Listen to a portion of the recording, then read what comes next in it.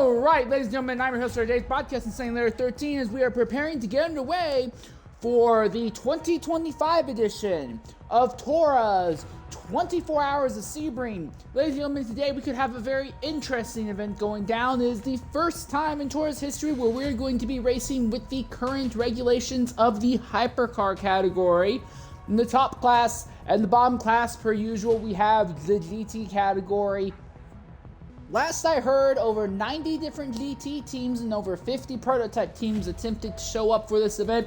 And here in the C lobby, we will be bringing you the action from Stints 1, Stint 2, and the final stint, Stint 6, all today. Might get a little bit more racing action in on this channel. We'll see. Before we get too deep into it, we will go ahead and look over the driver list in just a minute here, as we are getting the last few things getting ready in the background here.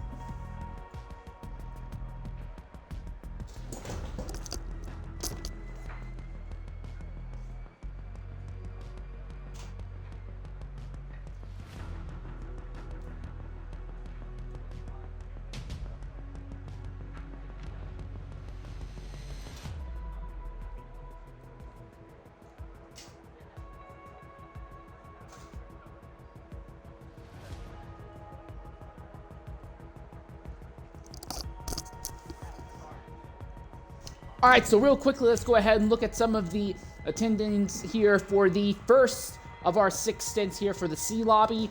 LMP Amoeba is the driver who is also going to be setting up today's race lobby. He is in the number 824 McLaren GT3 car. Ducky AZT is in the Mercedes GT, no, I'm sorry, not Mercedes, BMW M4 GT3. This car was only added to the game a short while ago. PTG Little Caesar is in the 666 Porsche 963 prototype. We'll definitely be keeping an eye on them today. Firedale is in the number 93 VER Chevrolet. Velocity, or I assume that's supposed to be Velocity, is in the number 15 Acura NSX. HPD Valhalla is in the number 76 BMW M4. HYR Skyline is in another M4. LMP Bilbao, and it looks like we're already getting onto the circuit here. Just some incredible timing. Normally we're quite a ways behind, but it looks like we're going to get right into it here.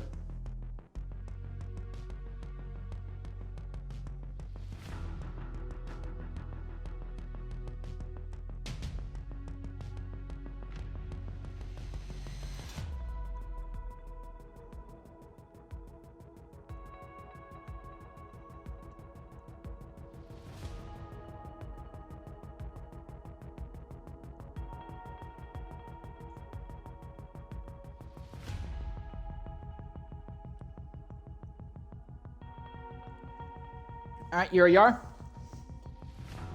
Now, unlike last week where we covered the SEC event here at Sebring, in this event we're going to be looking at time progression of ×1. Race will start with a 50 on rubbering and will not go through massive rubbering phases like it did there. Also, with it being a 12-hour enduro, we're likely to see the field stay under green flag conditions for the majority, well, not green flag condition, but sunny conditions for the majority of today's event. Real quickly, we're going to go ahead and try and get you a quick idea as to the actual order for today's starting grid. I'm not really sure what Maria is doing all this way up here. Several drivers seem to be blitzing around right now without real clue of what's going on. But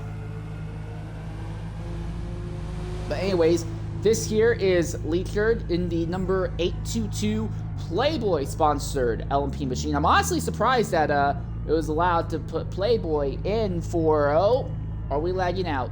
Yeah, apparently there's been some sort of issue, so we are lagging out. So we're gonna have to step back for a bit and wait for the lobby to get reloaded. I do apologize for this delay, but it does seem like already technical issues are striking very early here for the C lobby. Good news for TORA is that they have a little bit of time to play with. It's called 12 Hours of Sebring, but TORA does not actually run a proper 12-hour, 24-hour enduro. They take 2-hour blocks And they race for an hour and 40 minutes of them, and then everyone stops and they record the distance after that time is up.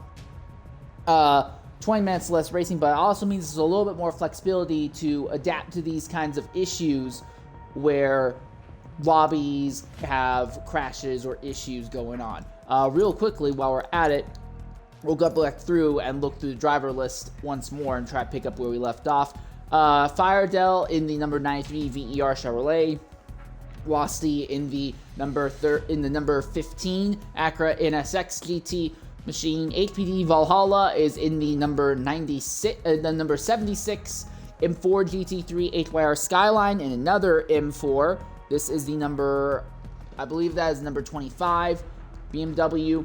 LMP Bilbo in the number 825 Ferrari. It's always a treasure to see a Ferrari on the grid. Neiman is representing Porsche in the prototypes in the number 8 machine. TNR Blade in the number 87 Mercedes GT3. UDP Maria is in the number 11 BMW prototype. Demon 69747 is in the TBR Chevrolet GT3 entry. Mugsy is in the number 24 BMW Hybrid. Sir Ziani is in the 375 Porsche GT3. Makic is in the, I'm not really sure what the number is on that. I cannot really read it. But it's going to be in a black, white, and gray M4 GT3 machine. LMP Flow is in the Sky Sports number 827 McLaren 720S. Leachard, we already showed him on track earlier. He will be in the number 822 Porsche prototype. RDE Paribla is going to be in the number 100 Mercedes GT3. Zula is in the 159, I believe that is, BMW GT3. OSM Percy, I believe, is the only one running the Lamborghini in this lobby in the number 63 Huracan. So very interesting going to be watching them because they will have to be on a completely different setup than everyone else. And then HYR Swin will be in the number 25 BMW Hybrid. No Cadillac hybrids in this event. I got to talk with some drivers before the, well, it was actually just yesterday. I wanted to say before qualifying was done, but no, qualifying was all done when I talked with them yesterday. They said that no one's really having a great time with the Cadillac. A lot of drivers seem to be preferring the BMW or Porsche variants because the Caddy, although it has very slightly better stats, apparently has a lot more issues with lacking turn-in ability. It's got a real nasty understeer scenario, so a lot of people are not really interested in running the Caddy. Despite that, between Porsche and BMW, we should be looking at a relatively competitive fight between the two of them as we prepare to load onto circuit once more here. I'm going to try and knock out an ad break here before we get too deep into this, so we can go as long as we can at the start of this event here.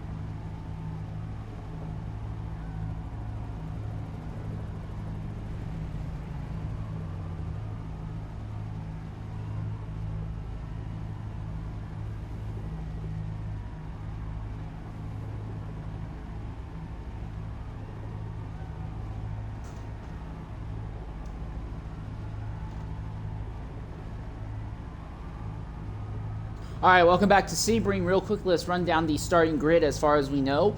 Leechard in the Playboy 822 prototype will be starting on pole. Right behind them will be the number 30 of HYR Swin. Behind them will be UDP Maria TDR in the number 11 prototype. Then PTG Little Caesar in the 666 Porsche prototype.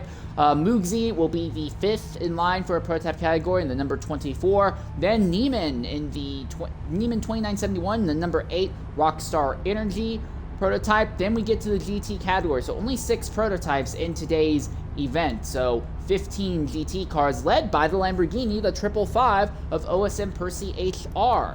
Then after that, you get to LMP Bilbao in the in the 825 Ferrari. So Italian manufacturers at the head of GT. Then it's the number 28 by HYR Skyline, one of the BMWs, followed by another BMW that is the number 31 RMM machine by Ducky AZT. Then RDE Paribia in the number 100. Absolutely love that design there that he's got. Serziani in the 375 will be starting at 12th. That would be 6th in category. 13th will be Demon 69747 in the number 769. Then LMP Amoeba in the 824 LMP Esports machine. TNR Blade in the TNR Esports number 87. Then you go down to Firedell in the number 93 machine. After that, that is the only Chevy, I believe, in the field. Then after that is LMP Flow in the 827 Sky Sports McLaren. Then HPD Vala in the number 76, followed by NWR Zula in the 156. Then you get to another BMW. BMW is very popular in this category. Matt Keach in the number 12. And then last place in the GT will be Velocity in the number 15 machine.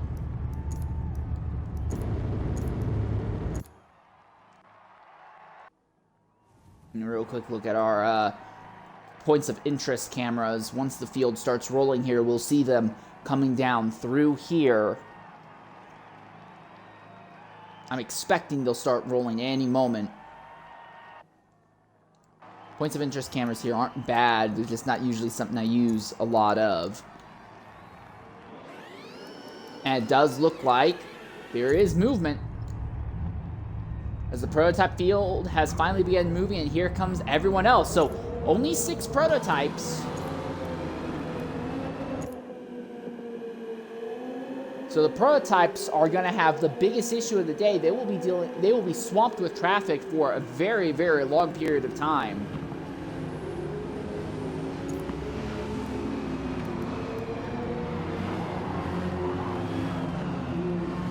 Field lines up.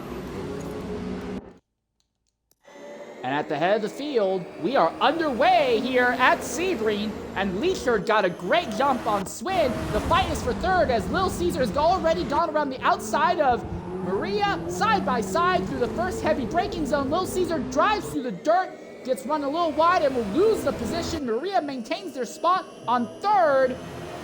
Now Little Caesar comes back on the inside, side by side again into the second heavy braking zone of today's event. Maria seems to have the position. Little Caesar is not letting them go. A little bit of a twitch by the 666 machine, and that's going to let Maria open the gap just a little bit. Looks like for now the prototype lobby has calmed down in the GTs. The Lamborghini of OSM Percy HR has already opened up a small gap on the rest of the field. Then it's HYR Skyline and LMP Bilbao. Skyline moved that BMW up in position right away.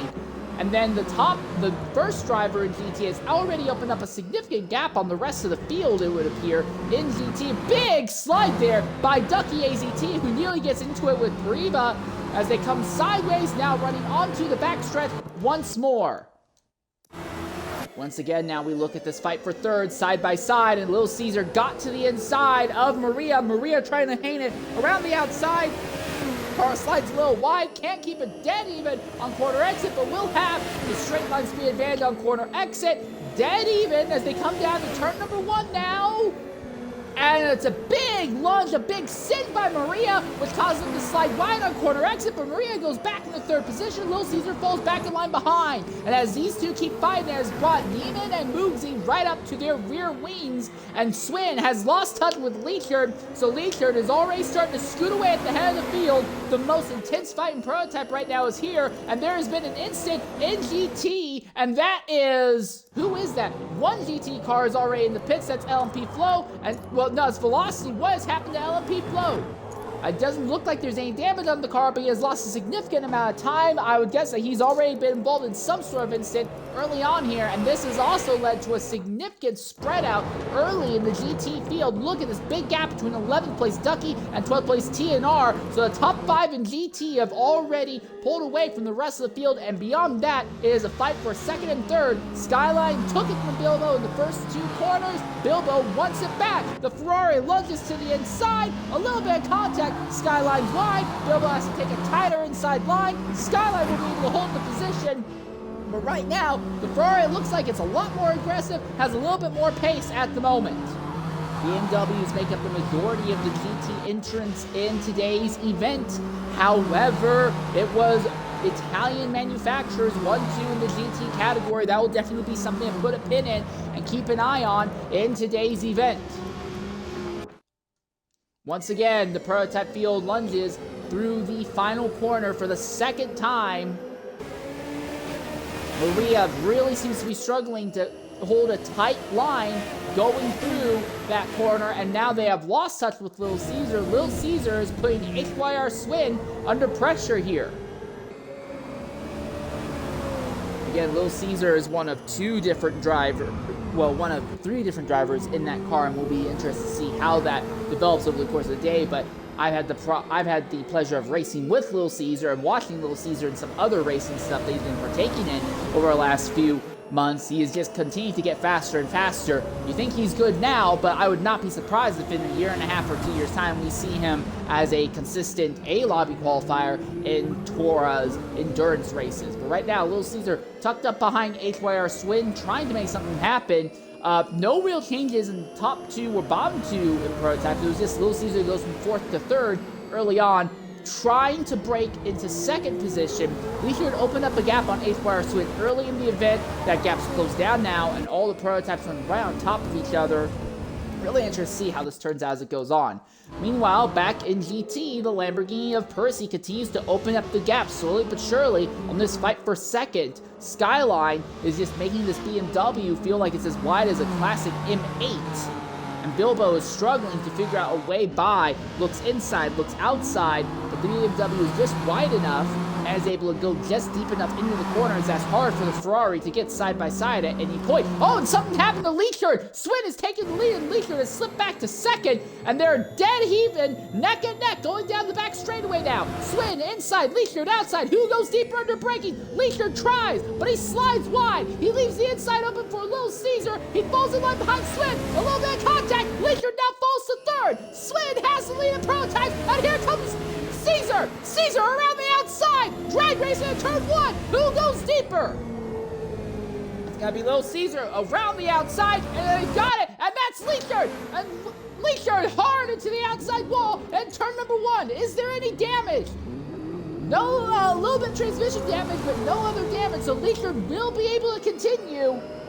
But a big slide by the driver who was dominating early on in Prototypes. A little bit of weakness, all of a sudden was swamped, and suddenly Little Caesar, who started 4th in category, is up here at the front at Sebring in the Prototypes. And they're still several laps away from catching traffic, so if Little Caesar can play his cards right, he can open up a real big run on the rest of the Prototype category here, and not have to worry about being pressured as aggressively once he does start navigating through traffic. So a real interesting change in fortunes, though, for Leechard, who started right at the front in this category, was leading without too much issue, it seemed, but got a little bit sideways, lost some ground coming onto the back straightaway. That brought Swin in, that brought Little Caesar in, and he just could not keep up when he was forced offline in the final corner. And when he tried to set up a move to get around the outside, there was contact, and he went right around. And now Leechard has a little bit of transmission damage and is multiple seconds behind the rest of the Prototype field, with all things considered are still gathered quite tightly together.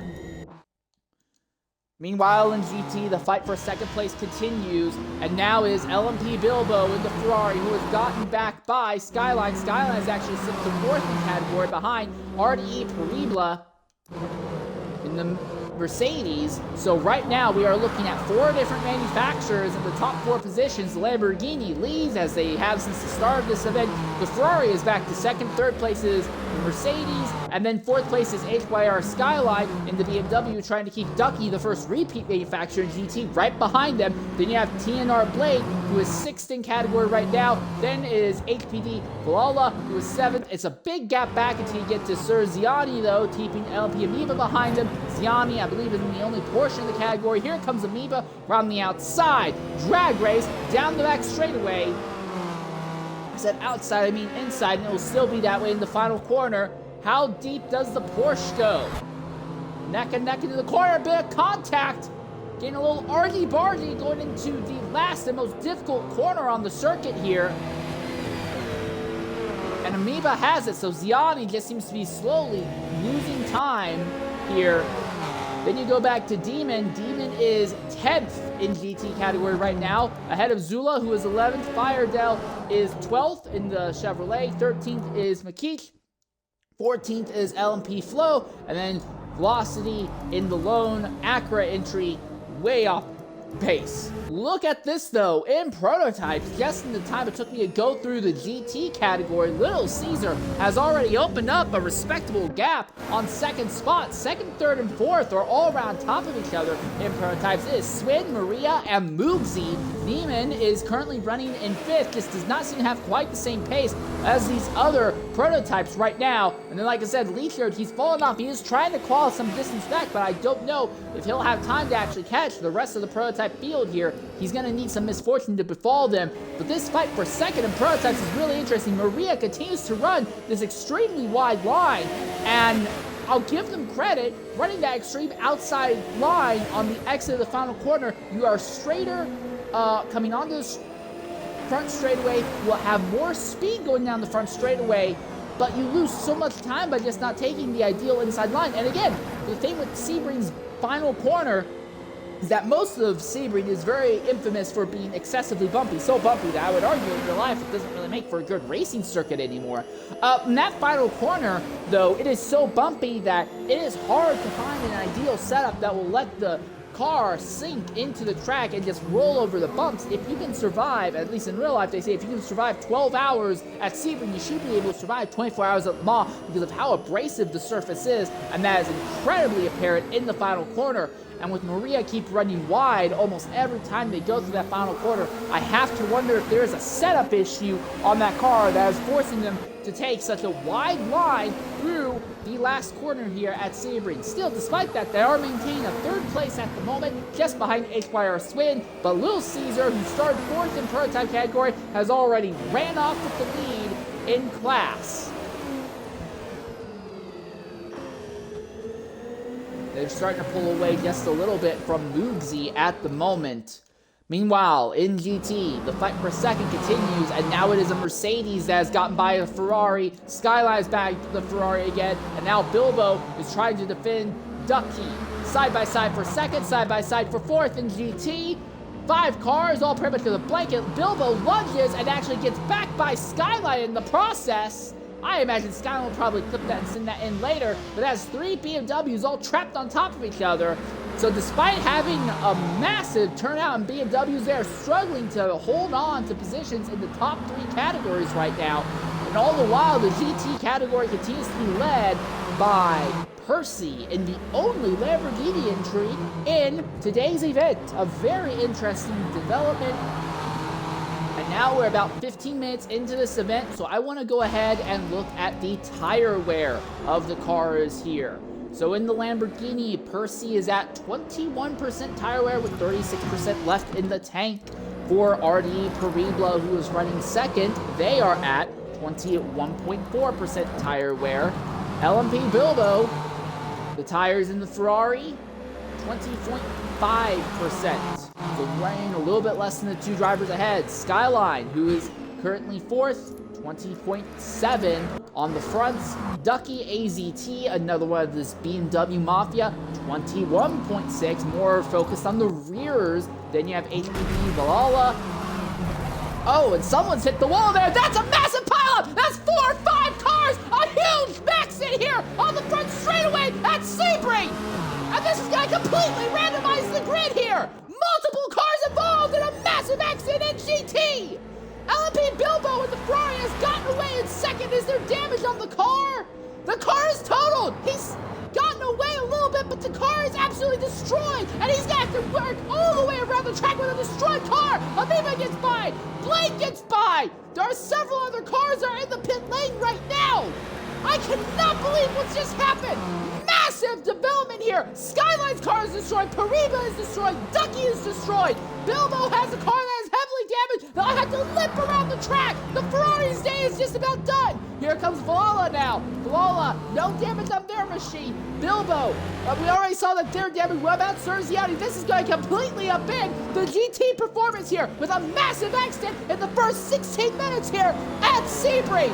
A gigantic accident. Someone went into the outside tire wall and it blocked the circuit as the entire field was tugged on top of each other. So looking to see if any other drivers who are still out were damaged or if it was just those 3 farther back, but I think it was just those 4 cars. A massive accident, at least 4 cars involved with catastrophic injuries, and worst of all, for the Ferrari that had been running in the top 3 most of the day, their car is absolutely destroyed. I'm not seeing any more damage in any of the GT entries here. This one thing, this will help. It will help Velocity quite a bit. Velocity had that big instant early on and had to pit on lap 1, but now with 3 other drivers involved in an accident in the first 20 minutes here, and at least a 4th one having to pit as well, Velocity is going to get a big rebound here. Yeah, I don't think anyone else has any terminal damage from that. It's just going to be Bilbo, who we'll see coming into the pits here. So while Percy will now be able to open their lead even more on the rest of the field, second on back has been completely randomized. It is now a McLaren of LMP Amoeba who is second. And then 3rd place is now TNR Blade in the Mercedes, and 4th place is now Valhalla in the BMW. So this has completely upended the way the GT fight was going. And now, with all that happening, we are now going to watch as the prototype category goes through a GT field that is no longer all tucked up on top of each other. The GT field has gone through a lot more spreading out, and Little Caesar is absolutely blitzed away from the rest of the prototype category. Can breathe a little easier because he'll have to overtake only about 11 GT cars, well, about 10 GT cars at once, instead of trying to swallow the entire group of 16 all at once. But Skyline, Reba, Bilbo, and Ducky, at the least, all 4 of them in a briefly track-blocking instant here at Sebring in the first 20 minutes, and this will have major championship implications, which I was saying major race implications. Now we watch our prototype leader as they come up to GT traffic. It's taking them 20 minutes, but they will now start navigating and blitzing their way through the field. And while we watch this, I want to see what the fuel and tire life is for our prototypes. 30% on the rear tires for Little Caesar. Right now, 2nd place, which is HYR Swin, having a good solid run here in the top 3 most of the day. They're only at 28%, so they are actually managing their tires a little better, but they are not quite as fast. Then you have Maria, who keeps running that really wide line in the final corner, 29%. So again, 2nd and 3rd both seem to be a little bit better on tire life than, and our leader in GT is elected to pit now. That is not when we expected him to do so. Then in 4th in prototypes is Moogsy. Moogsy's been silent most of the day, not really making a lot of moves. Small amount of engine damage, but more importantly, 30% tire wear. So it does seem like Lil Caesar is basically trading in tire reliability for outright speed, and Neiman has taken engine damage at some point, and that's likely why he has fallen off the rest of the group. And then Leekert, who went for a spin in the first 10 minutes of this event, After leading early, he is only at 29%. So yeah, the leaders in the prototype category right now seem to be the ones that are going through their tire life the fastest. Swin, Maria, Moogsy, these three all running on top of each other. Moogsy not really in position to make moves, I would guess. I think he's just trying to hold station and hope that he can make something happen going through traffic or on pit stop cycles here. So an interesting scenario in GT. OSM Percy, we saw him pit. No, we did not. Okay, it was not Percy who pitted. It was someone else who pitted then. Who was it? Was it Skyline? Valhalla? Well, one of our other GT drivers pitted just as the prototype field came up. I thought it was our leader. I was wrong, and I do apologize for that misinformation. But Percy has opened up a gigantic gap on the rest of the field, and as long as this Lamborghini doesn't end up in any accidents, they should be able to sail away, especially with probably 2 to 4 of our top 6 fastest cars taken out in that giant accident early, and those drivers will just be trying to dig deep to recover. So for Percy, I think as long as there's nothing catastrophic that happens to this Lamborghini, we'll likely see this Lamborghini win this category and do it by such a massive margin that they should be able to stay at the front of the GT category grid for the next 2 stints at least. So a massive instant here has really unfolded in the GT category. That's honestly the biggest talking point. And when it comes to GT, second place right now is LMP Amoeba. Amoeba holds a tight inside line, so Swin goes by without too much issue. Swin has actually been pulling away from Maria as the prototypes go through the GT category. So it is the leader. Usually when you go through traffic, the higher category is the leader in a fight that is more hamstrung by GT category traffic, but that does not seem to be the case. Swin is absolutely picking them up and laying them down. Very, very skilled driver. He's been running around for a long time, has many different wins and high performances in many different categories of racing in this game. I'm not surprised to see Swin moving away.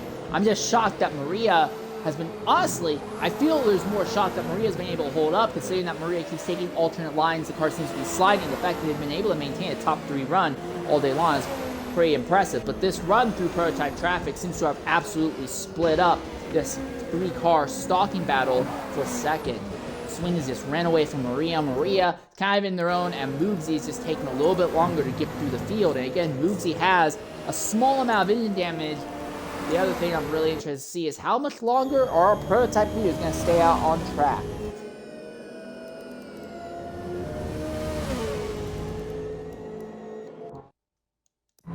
We're going to go silent for a lap. I'm right on board with the BMW of McKeith for a full flying lap here around Sebring, so you get an idea of what a lap is like around this circuit in a nice bright daytime. We'll be back after this and a word from our, well, I hate to say a word from our sponsor, but a word from our platform sponsor.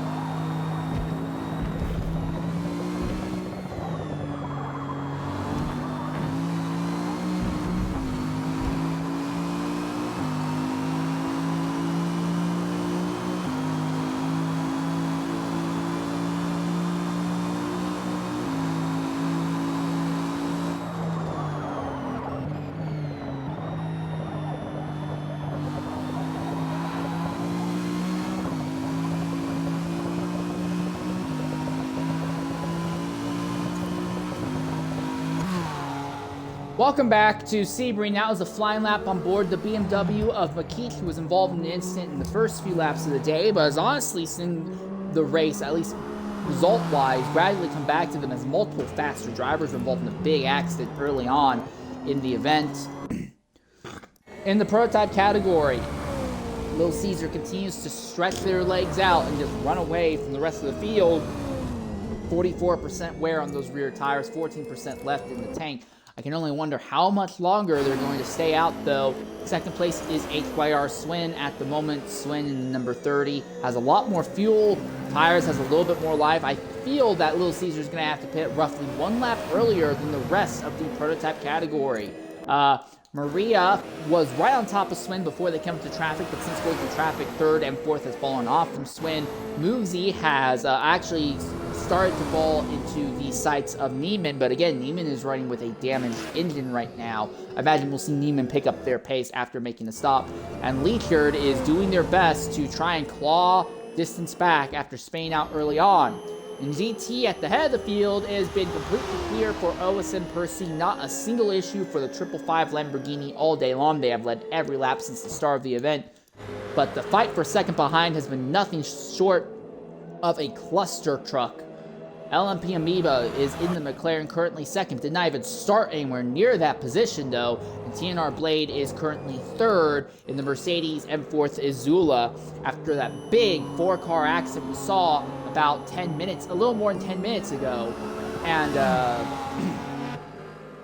the interesting thing is, after that accident, you would think that taking so many of these other fast cars out would have put more BMWs higher up the order, but no, we had a BMW as good as fourth before it, and we have a BMW only as good as fourth now. It's a different BMW, but despite having so many entrants in the GT category, at least here in Stint 1, they are not looking that strong in GT category for our first stint here in the C lobby. So that is definitely something interesting to watch. Oh, and Zula off into the dirt there, just kind of sliding.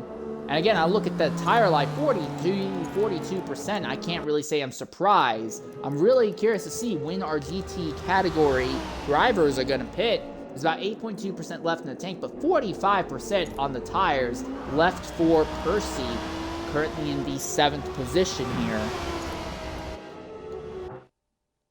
And then Amoeba, who is in second, and then McLaren, they're at 42%, but they have way less fuel, so Amoeba will have to pit this lap. Tires are not the issue. Oh, and our prototypes leaders are coming in. Are they all going to come in at the same lap? It seems like that is the case.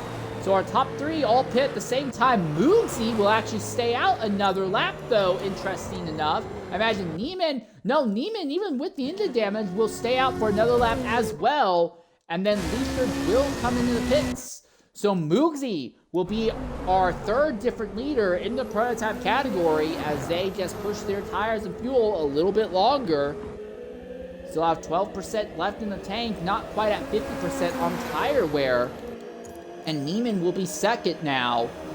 So Little Caesar will fall to a very distant third. Fourth will be Swin, fifth will be Maria, sixth will be Leechard, and Percy will actually be briefly back ahead of Leechard, just because of the way the distances have worked out this far. And second and third in GT have just pitted as well now. Amoeba and Blade have just elected to pit. And so the GT category now making their stops as well.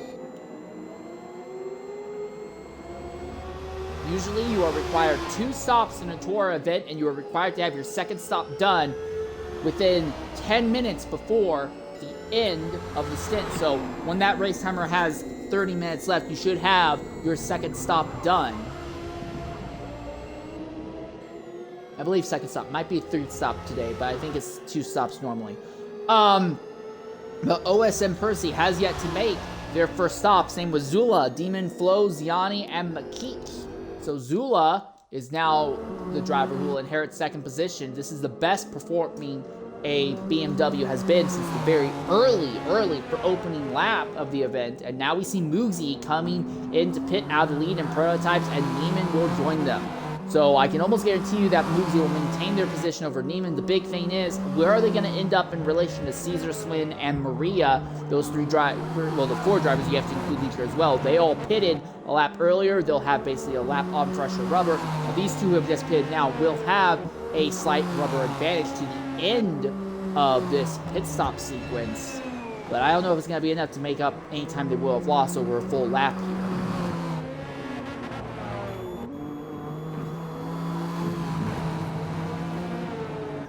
So Swin, Green-Terra at second place. Mugsy is going to end up going back to fourth as Maria does take third back, and Neiman will get fifth, and they are both just so far ahead of Leachard right now. And that is your leader in GT, the Lamborghini of Percy, finally coming in to make a stop.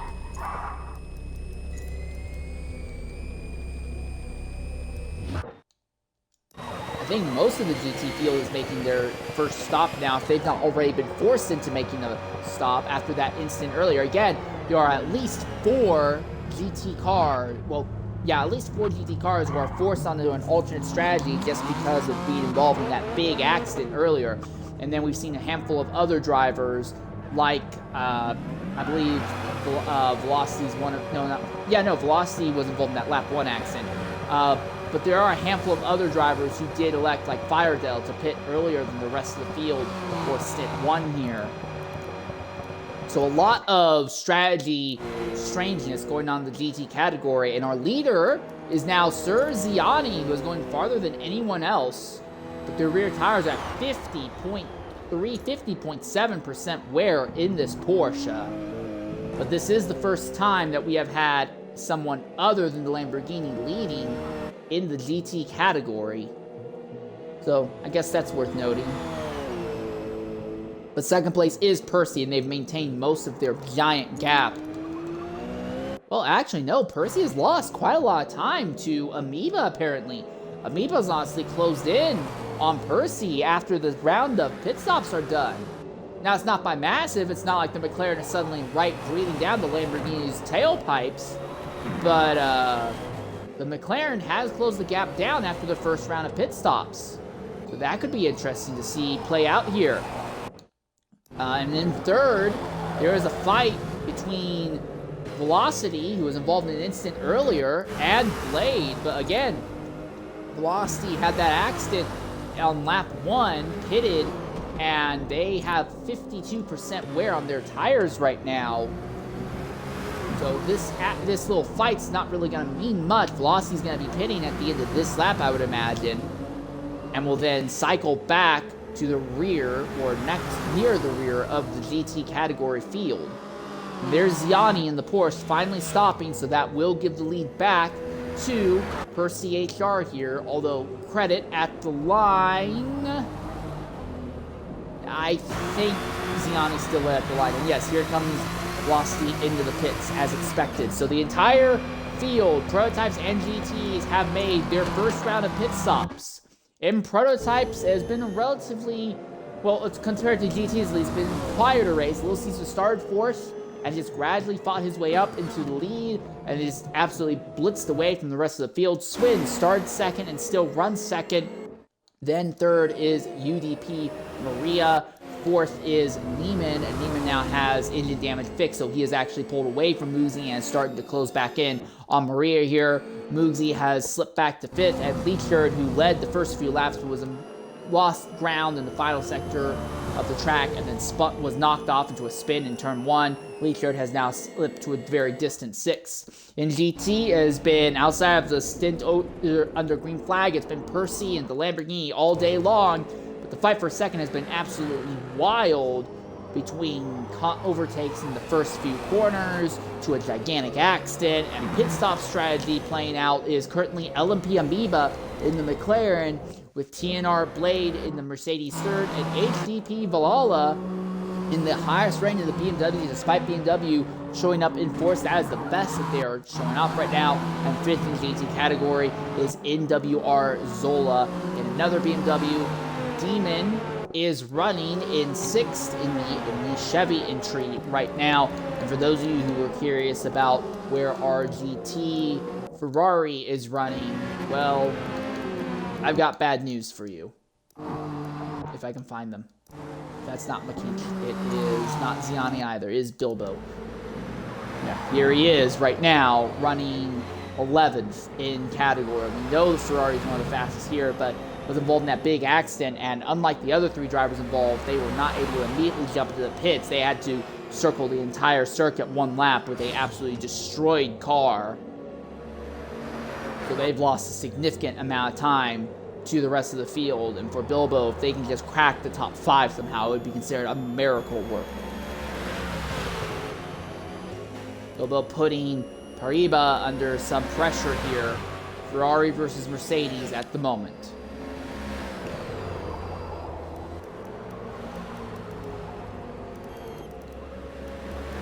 And that is the prototype leader who's just about to catch this duo here. That is Little Caesar.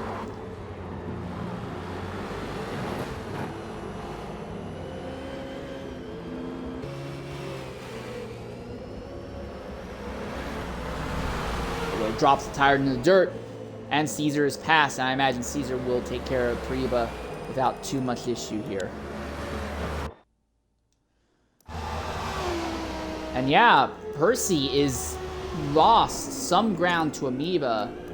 Not really sure what's been going on there.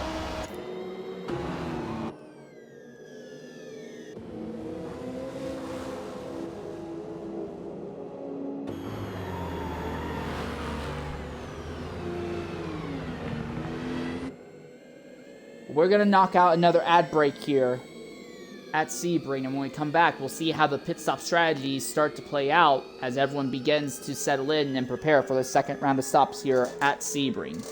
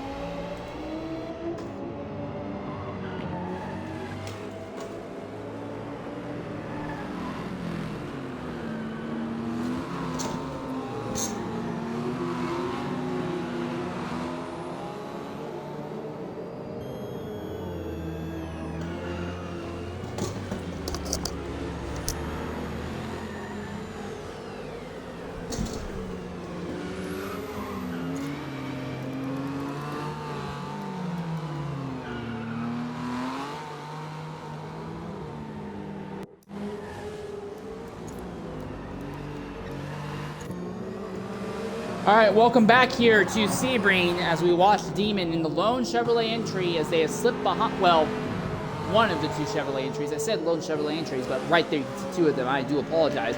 But Demon has now lost out to Firedale in that prolonged fight. Mind you, Firedale made their first stop earlier than Demon. They are on an alternate strategy in that Chevrolet, so keep an eye on that because this fight might swing back in Demon's way. And then Skyline, who had been fighting for a top 4 position earlier, and their fight up through the grid, they have now caught Demon, and they are trying to work on Firedale right now. So multiple many fast drivers in the GT category trying to force their way up through the grid as fast as possible. Oh wow, that was a runoff, and Skyline and Firedale both slide off there. And now Demon gets by both of them. It was just right place, right time, and the 2 of them just both went off. I have to wonder, Firedale, who elected to make their first stop very early compared to the rest of the field, well, they've got engine damage, but their tires are at 25% wear. I look at Skyline, who had to pit after that big accident. They're at 44% wear. And then to compare it to all of that, and that's one of the prototypes, that is Neiman, who's gone off, trying to navigate around this group. But Demon, who pitted on sequence with most everyone else, is only at 15% wear. So a lot of extreme variety when it comes to tire life and strategy right now. Part of it born out of choice, part of it born out of circumstances pretty much beyond your control. Demon holds the position, Firedale wants it, and that is Neiman. No, that is Neiman, isn't it? Yeah, Neiman's still trying to get by, and Neiman's actually been caught by Moogsy after running offline trying to overtake this group earlier. Neiman on the extreme outside there. Moogsy trying to figure out a way through as well. A bit of a gap now opens between 4th and 5th, but this is the closest thing to a fight in prototypes that we've had for a position for a while, and they've not finished navigating traffic yet. Neiman went a little wide in one of the heaviest braking zones here at Sebring, and let Moogsy close right in, and now Neiman's trying to round the outside of a BMW. A very, very risky move. Moogsy has a huge run coming out of the final corner. He's in the draft, just about nose to tail as he goes into turn number 1, and they're still not done going through GT traffic here. Moogsy runs a little wide, trying to stay in Neiman's draft as they now go through turns 2 and 3. And that was one of the Chevrolets, I believe that was Firedale, who just went off back there in turn 2. Neiman is just not having any luck getting around this GT traffic, and it's let Moogsy get right up behind them. Again, earlier Moogsy was ahead of Neiman, but Neiman had engine damage. Moogsy also had engine damage, but only about 1/10 of the same amount. And that opened up a gap in Moogsy's favor. But then after pit stops, Neiman took point, got back ahead. But now, as traffic navigation has become key once again, the fight for 4th and prototypes has heated up once more here.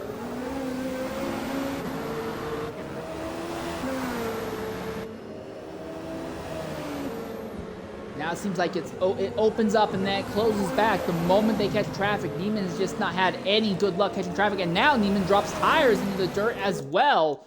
So Neiman absolutely struggling here. Just to check, is there any damage to the engine in the car? No, there is not. Neiman should not have to worry about that. It just seems like under pressure, Neiman is struggling a bit. Now tucked up behind LMP Amoeba, who is 2nd place in GT traffic. So once he navigates around them, there will only be one more GT car this duo will have to deal with for a while.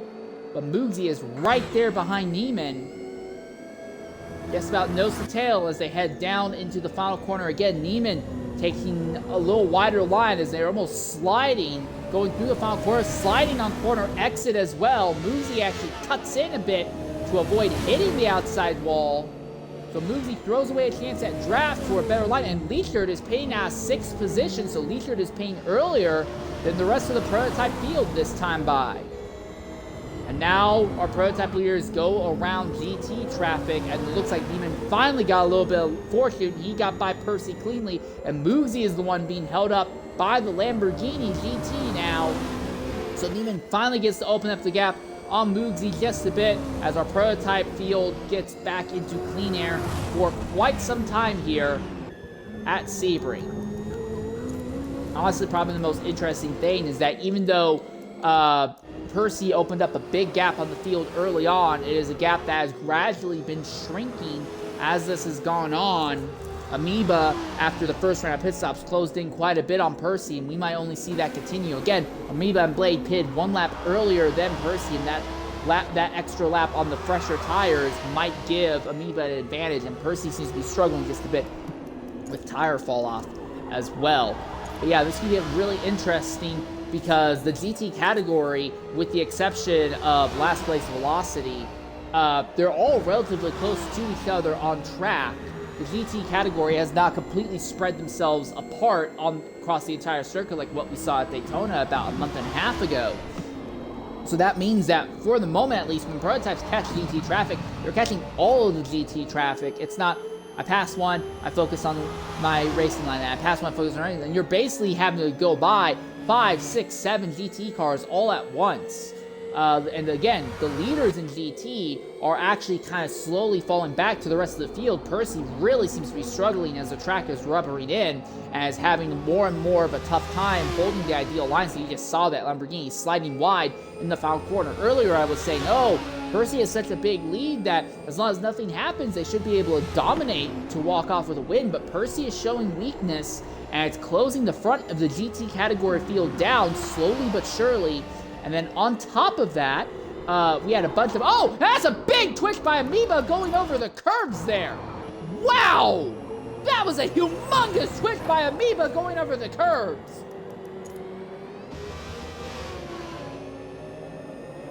Still going.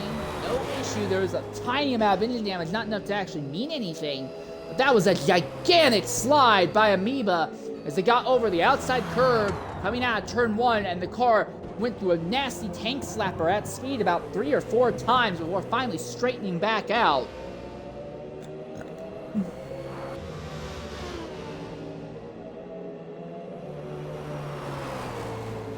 So 5 of our GT drivers have now made their second stop of the day, and we're likely to see the likes of Bilbo go ahead and do the same in just a bit here.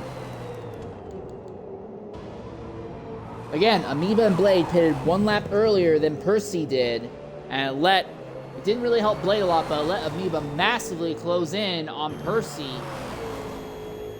But now Amoeba will have a slight tire deficit to Percy to the end of this fuel and tire run. But is the undercut just that powerful? If you can undercut and get an extra lap in on the fresher rubber, is it really going to matter that much? And I say this all the time when I broadcast. When it comes to doing an undercut, sure, you're going to be faster, you're going to have potentially cleaner air for a lap, and it'll be great, but you're going to have to pay the piper. You'll have to sacrifice all that time gained potentially to much, much worn tires in a car that absolutely feels nasty some point in the event, normally later in the event. So I have to wonder, it's worked out well for Amoeba now. They have closed in distance-wise compared to Percy, but are they going to give it all up and fall back near the end of either this fuel and tire run or at the end of this stint overall as their tires fall off and they'll be struggling? We saw in the SEC event last week that once the tires hit 50% wear, you're really just kind of fighting a losing battle. You do not want to be at the 50% mark at Sebring because you will lose 2-3 seconds a lap. Most other circuits you can usually push to about 60, 65, maybe even 68%. But here at Sebring, once you're at that 50% wear mark, it is over.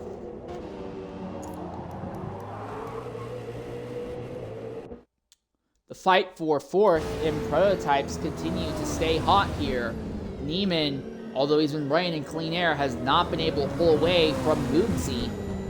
Now, Moogsy's not close enough to make any big lines, any big lunges or anything, but Neiman is maintaining their gap, but yes, only just barely. And they're going to be catching GT traffic in about another lap or 2 all over again. Serziani and APD Valhalla in a little bit of a fight, 2 German-manufactured cars, the lone Porsche in the field, and then one of the BMW cars. Valhalla is trying to drag their way back up through the grid after that big incident earlier, and Ziani is on a wildly different strategy from most everyone else. He's going far longer on his tires than the rest of the field is, possibly to his detriment, but you gotta try something, I guess. Valhalla now in 14th at the moment, so that would put them 9th in category. 1, 2, 3, 4, 5, 6, 7, 8. Yeah, 8th in category. And Ziotti with a gigantic slide there. That corner that just came out of is probably the second worst corner here at Sebring. The surface there has aged so much, and the ground underneath it has honestly settled that as you're braking to go into that right-hander, the ideal racing line there, the track is not only very bumpy and worn, but it honestly sinks down, so the track is almost falling out from under you. So as you're turning in, you may have a proper line normally, but the car is just going to kind of still glide off of the ideal racing line. Now, it's helped a little bit by there is a moderate amount of runoff coming out of the corner, but still, it is one of the worst corners to deal with. And if your car is not properly set up, or you're having some sort of handling issues or a downforce discrepancy, it is very easy to slide wide and go off. In the prototype category for DPIs about 2-3 years ago, we saw a fight go down to the last corner, and that ended up being the last corner where an entire race result was thrown away due to that. Ziani has made their second stop earlier than several of our GT leaders, so it looks like Ziani has short-stopped that stint. So Percy continues to lead at the head of the field, but second place Amoeba is closing. And that is sixth place leader, last in prototypes right now, who is trying to make some hay at the moment. The top four, Percy, Amoeba, Blade, and Zula, have all pulled away from the rest of the field, but most of that is because the four of them have not yet made a stop. Everyone else in GT has already made their second stop of the day.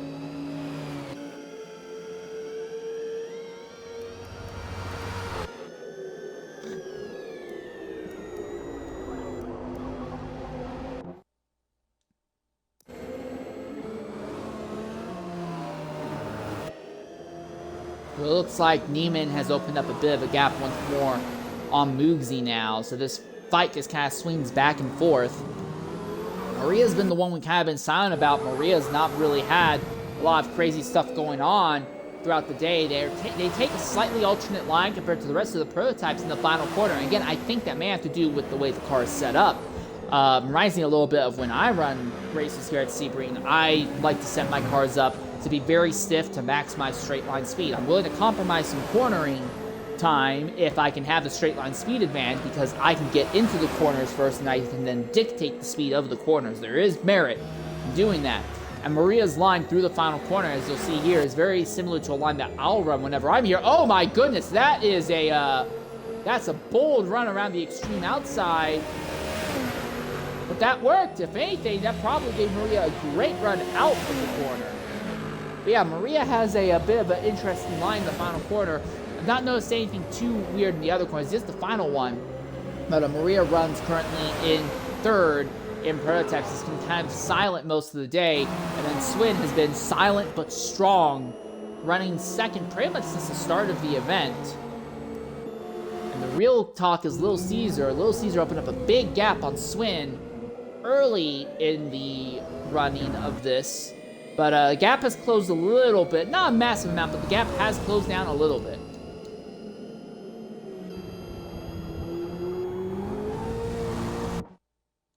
Moogsy's about to start dealing with a huge knot of traffic here. I want to ride on board with them as he deals with them.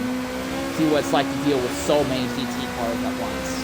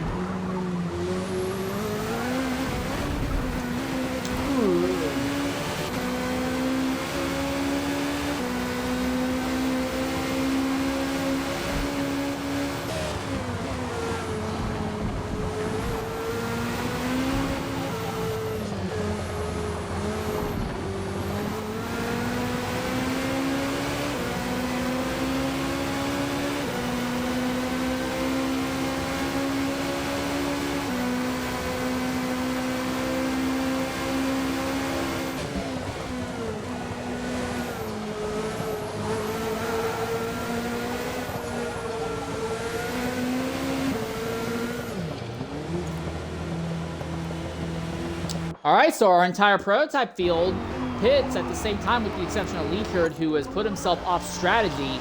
And then, while that happened also, Blade is the first of our top four to make their second stop.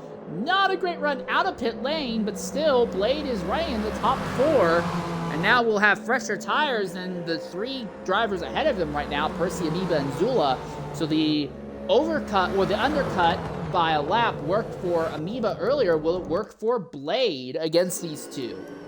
What are the fuel and tires looking like for first and second right now? 10% left in the fuel tank for Percy, 42% left on the rear tires in that Lamborghini, for second. The McLaren of Amoeba, they are at 43.9% tires on the front left, 1.1% in the fuel. They will be pitting this lap. So again, Percy is going a little bit farther than Amoeba on tires and fuel. So Percy will be able to stay out at least another lap if they so choose. And yes, Percy has decided to stay out for another lap. So now I'm really interested to see, because Blade is pitted a lap earlier compared to Amoeba.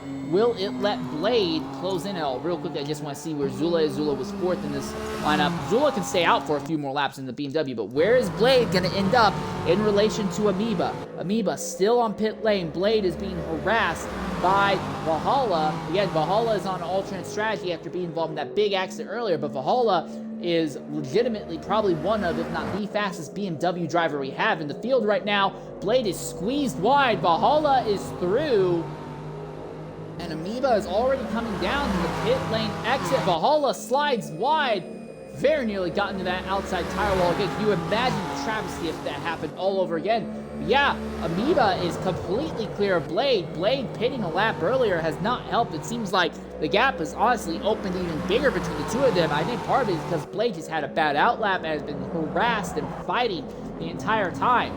So now I'm curious to see, once our leader Percy pits, will Amoeba end up closing in on them again? Because now Amoeba is set to have potentially a 2-lap advantage.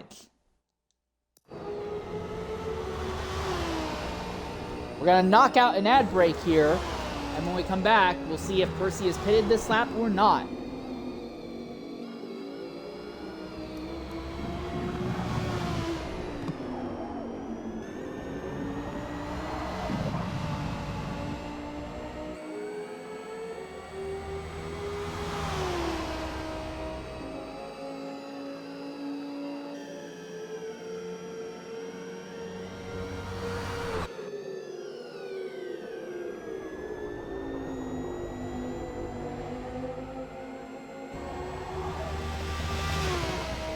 Nope, not this lap. Will Zula pit?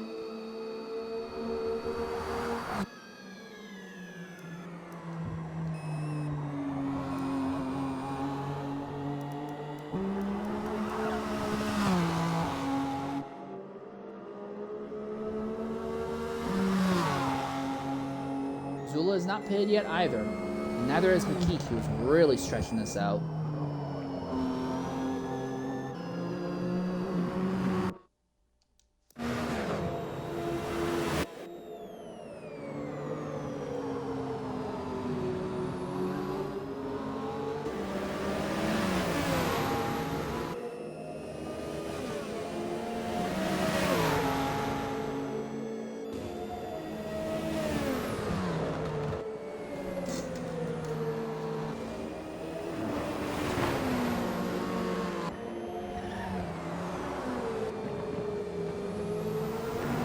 All right, well, welcome back to Sebring, ladies and gentlemen. Our focus was on the GT category lead, although Percy has not yet made their second stop.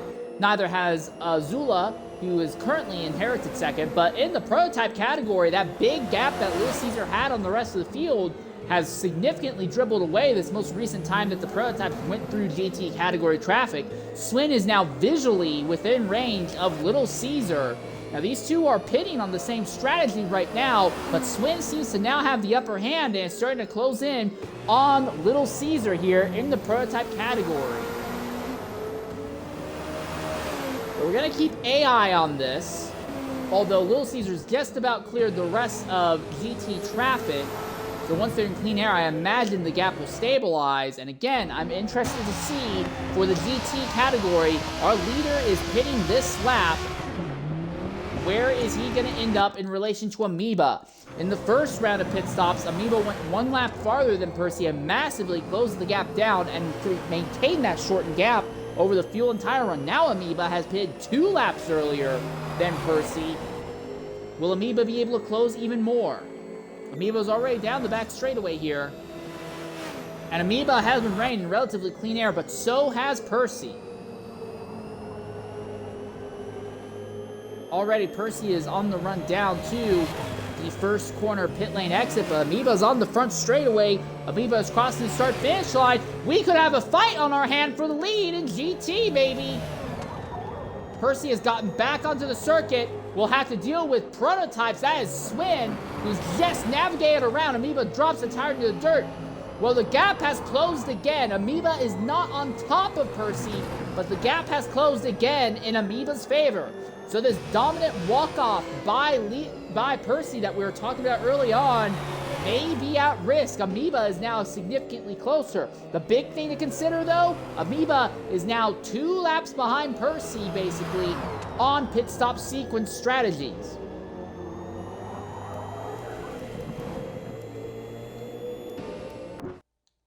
Somehow, I'm not really sure how it happened, but Niemann... Oh, and Maria's around! Maria's been hit! I couldn't tell if it was by a prototype or a GT, but Maria was hit right in front of Niemann, and Niemann has to back out to not hit them as well. There's another instant farther back there as Muzi was cutting through as well, but Maria has fallen into the clutches of Niemann. It seems like Niemann has honestly really come to life since making their second stop. But traffic navigation still seems to be a big issue for them. But they have just about caught Maria. Maria had to slide out of that heavy braking zone. So fights are now starting to blossom across the prototype field once more.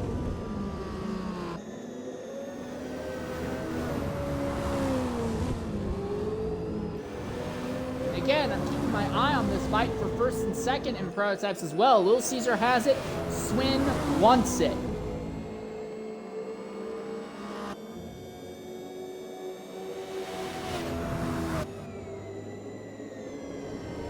They have a slide there by the number 8. But Maria is right there. They have 2 more GT cars to pass before the prototypes end up back in completely clean air for another prolonged period of time. And Niemann seems to be running Maria down on merit. Real quick, is there damage on Maria's car? No damage. And obviously I don't imagine there'd be anything for... Oh, well that's interesting. So Maria has like 16% more fuel in the tank than Niemann. So I have to wonder if this is a strategy to go heavier on fuel right now to put a little bit more weight over the rear suspension and kind of force the rear end into the ground. It's a strategy. It's not necessarily the greatest strategy, but it is a strategy. And if you're struggling with handling issues with the car running wide in corners because the tires aren't really properly grabbing the track, overfueling the car to push the rear end down is a strategy. In real life, that's not normally a strategy used too much, but what you will sometimes see in real life, if you're at a circuit that's very aerodynamically focused and straight line speed focused, there they go by the GT category leader right now in Percy. But what you will sometimes see in real life, especially in open wheel racing, normally on the American side of the pond, is if it's a track where you want to take off as much drag as possible, you'll put a whole lot of extra fuel in the tank to force the rear of the car lower. All the extra weight will basically yank the rear wing about a 1/4 of an inch to a 1/2 inch lower down to the front. You basically keep the rear wing out of the aerodynamic draft. I don't think this game is built that in depth to simulate that, but I do think that Maria may be running this extra weight to try and get some stability in the rear of the car. But Niemann has got alongside, side by side into turn 1. Niemann track back into the podium positions. Maria inside, sends it deep. Niemann, will they try the crossover? No, Niemann backs out, does not want to try and go side by side out of 1, it seems. And this duo is in completely clean air. It will be several laps before they catch the GT field again. And Muzi he's not on top of them, but he's not too far back. If these two end up in an instant with each other, Muzi could easily jump into the top 3.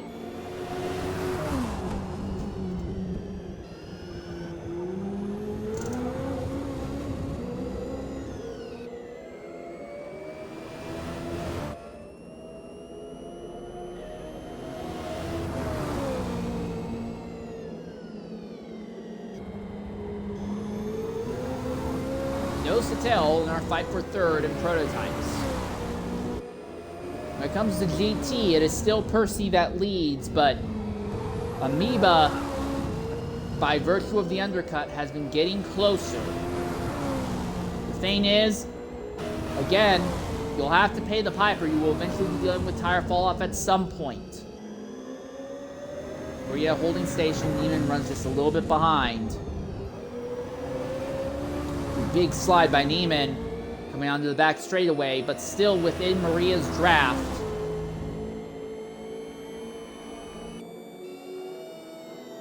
And there's 5th place. You can see Moosey on about a third of the way down the back straightaway when Neiman is still stalking Maria. And again, Maria takes this really wide line and it's just costing them so much time in the final quarter. Now Maria trying to pinch Neiman into the infield. Well, the infield, the inside line. Neiman has the inside though. Will he send it deep?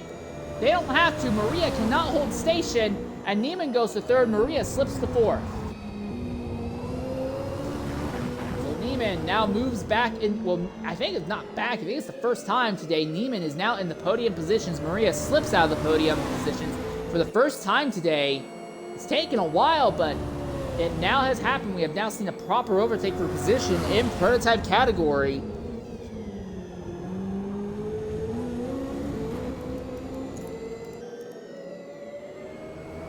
So with this seemingly taken care of for now, unless Maria gets a massive run on Neiman on the back straightaway, I think this fight is over.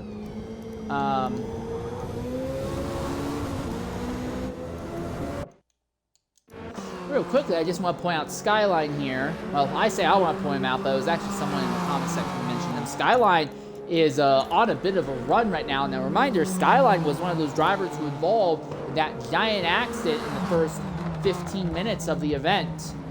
But they are currently up in the 5th position. Thing is, they are off pit stop sequence with the rest of the GT category.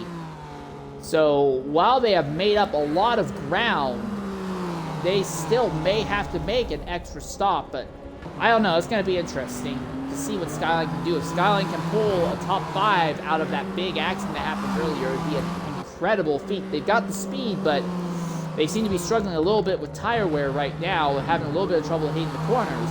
But still, Skyline trying to make an alternate strategy work, basically forced into it. And ahead of them is Blade, who is on what is basically the main strategy. Although they did pit a lap earlier than Amoeba and basically 3 laps earlier than Percy.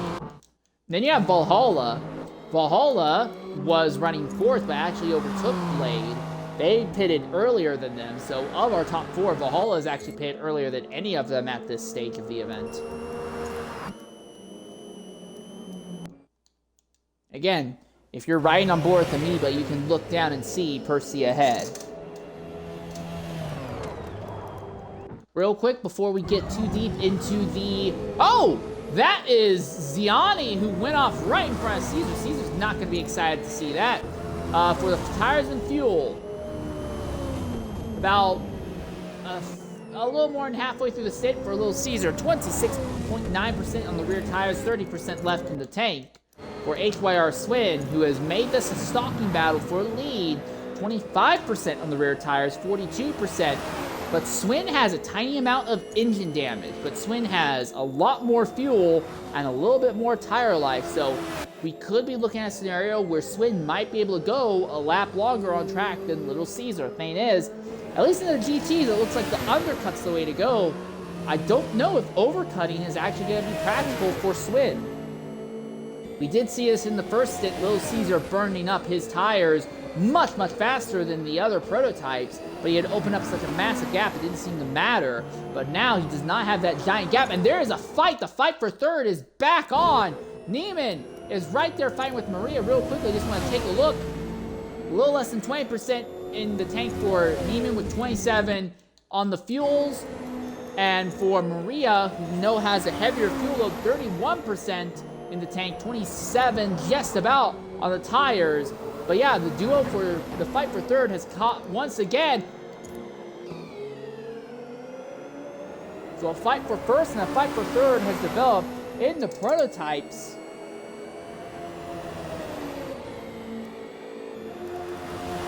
All the while, look at this gaggle of cars, 14th, 15th, 16th, 17th. This is in GTs in the midfield of the GT category, but look at this.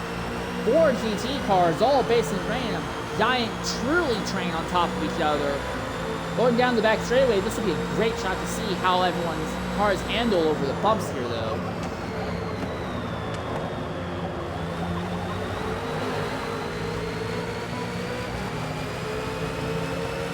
Firedell, one of the Chevys, has elected to pit.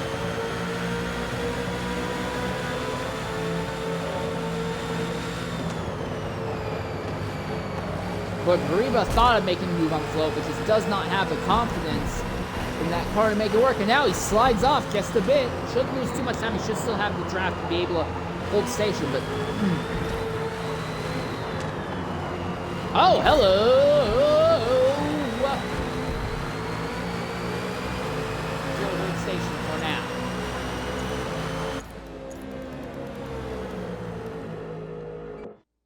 And in GT, another fight is starting to brew. Amoeba is chipping away at Percy's lead in the GT category. So the Lamborghini that started up front, opened up a lead early, opened up a giant lead later.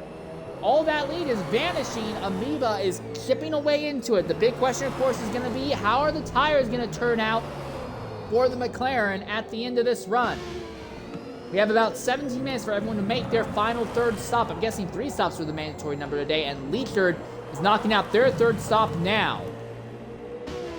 First and second in prototype just on top of each other. Third and fourth pretty much on top of each other as well. And now first and second in GT pretty much on top of each other. So it was a bit of a knife fight from second on back early on in Stint 1. Has gradually opened up into a strategy battle and track position battle for multiple top earning positions here in this event in both categories. HPD Valhalla is the first of our top 4 to make a stop. Amoeba is actually going to come out just ahead of just behind the prototype of Leechard. Leechard is going to have to catch Percy and overtake them here.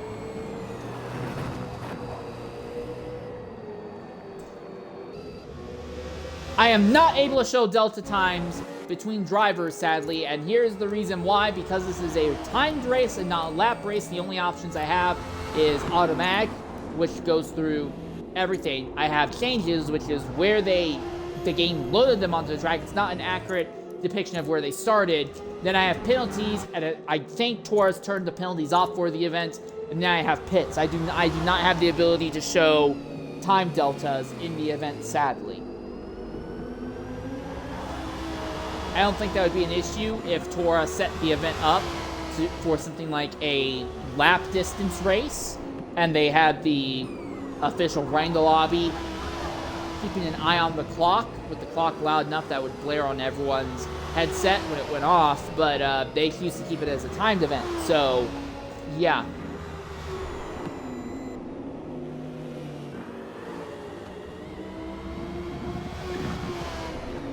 I do apologize. I wish I did have the ability to see the distance gaps between the drivers or the time gaps. Time gaps I would honestly prefer, but TORA does measure in distance, so distance would have worked well enough, but yeah.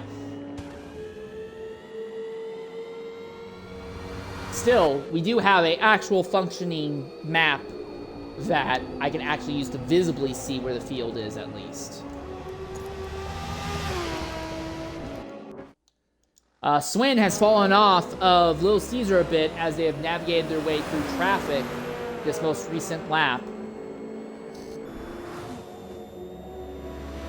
But in GT, the fight for the lead is still hot, and then there is still a potential fight for third. And Swin is coming into the pits. Swin is pitting earlier than Caesar, much earlier than Caesar. So Swin is now fired a shot. He is going to go for the undercut in prototype. That's interesting. Well, in that case, I'm going to knock out an ad break here, and when we come back, we'll see how much longer does Little Caesar stay out on this fuel and tire set.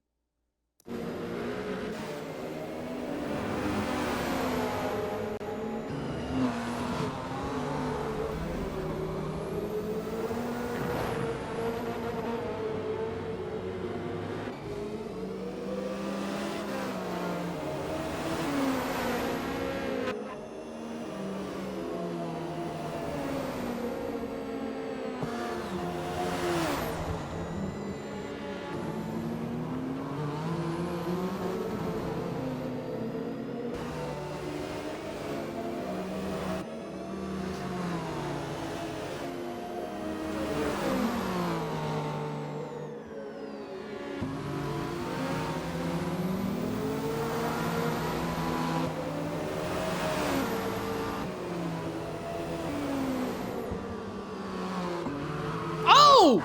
Moogsy has gone off. He's got engine damage as well.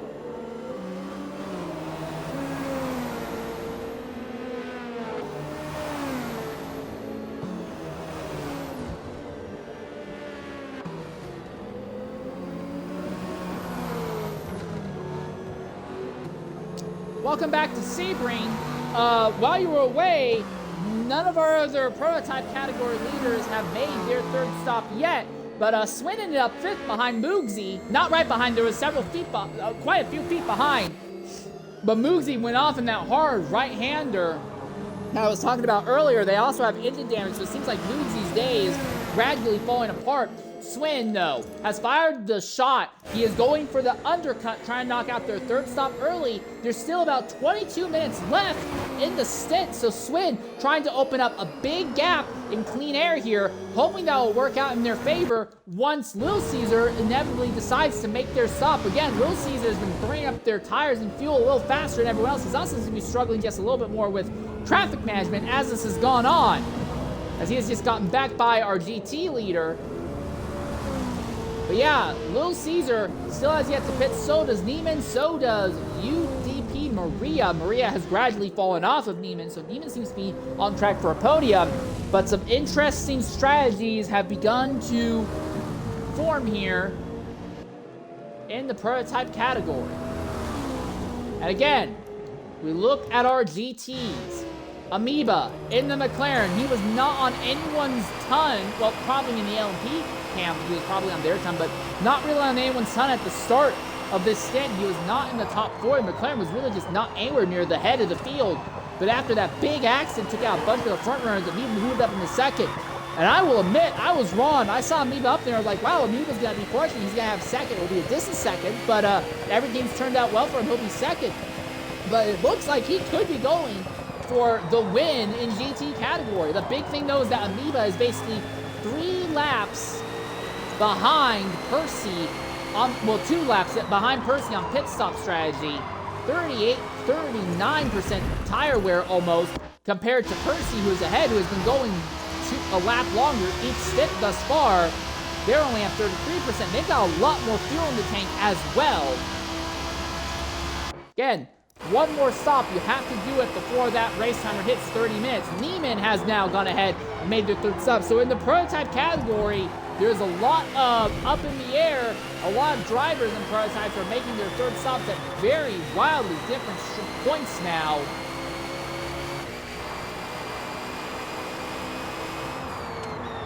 Third place, Zula, is so far back from this duo that unless the top 2 in GT have an instant, he is not going to factor in. If anything, Zula might be under risk from Valhalla if Valhalla can make their fuel and tires last to the end. But again, Valhalla is on a radically alternate strategy after being involved in the accident earlier. But again, if Valhalla can pull a top 5, being a 4th place out of this, that would be incredible. That would be so incredibly remarkable by the HPT driver, and that would be the best result by BMW in the field today.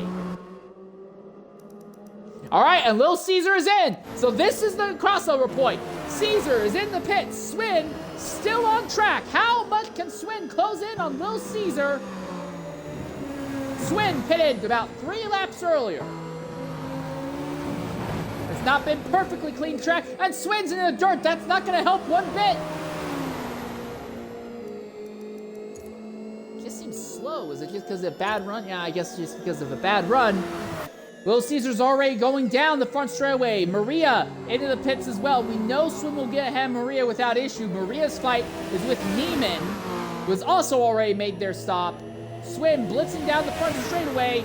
Little Caesar already coming out of pit lane. Little Caesar coming down through turns 2 and 3 now. The gap between the two is actually open. The undercut did not work for Swin. He has not been able to run enough laps in clean air. He's been making moves off circuit.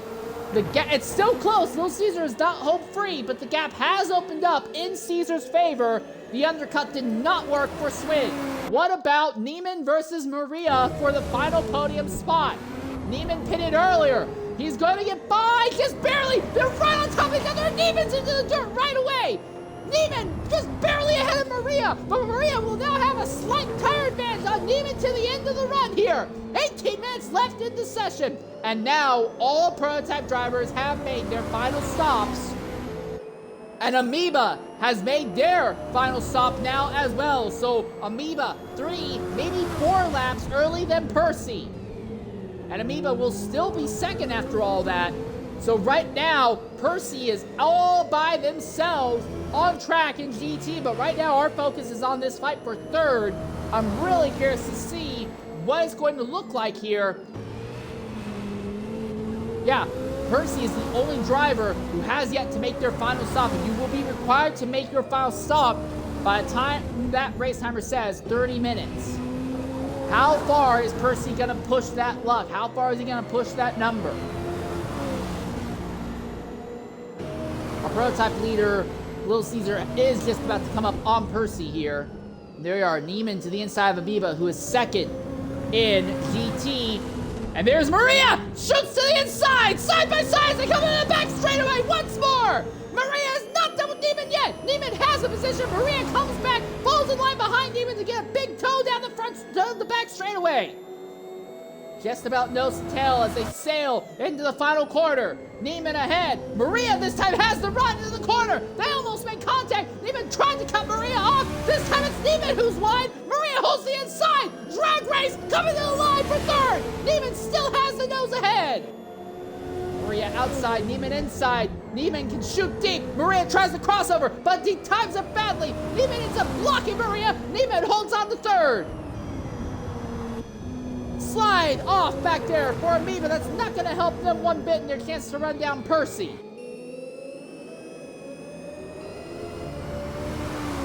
Neiman still holds third.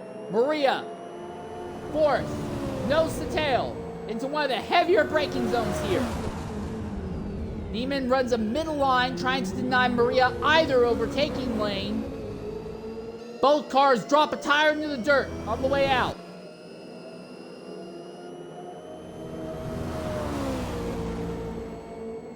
I think Neiman has the upper hand in this fight. The big thing, though, is that Maria's tires are slightly fresher than Neiman's. Oh, and Neiman's wide! Here comes Maria to the inside! There's no room through there! Down to probably the most technically challenging corner on the circuit. Neiman still holds it. Maria drops the tire into the dirt, but will use the drag to stay in touch with Neiman just a little longer. Still waiting on Percy to make their final stop.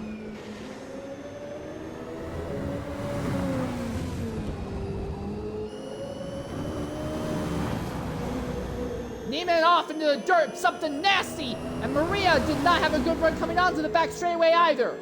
They're both just kind of throwing time away relative to each other here. Neiman, out 10% on the tires. Maria, about 6%, but Maria has twice the fuel load that Neiman has, which will significantly compromise their initial acceleration and speed going through some of the slower quarters.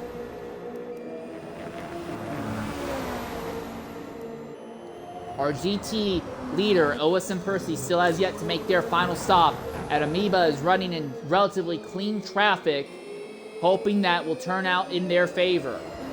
But with how big that gap is, I don't know if that's going to work. How much longer will Percy stay out? He's got 4 minutes and 10 seconds left. 7.7% left in the fuel tank. 45 on the tires. I could imagine Percy will pit this lap.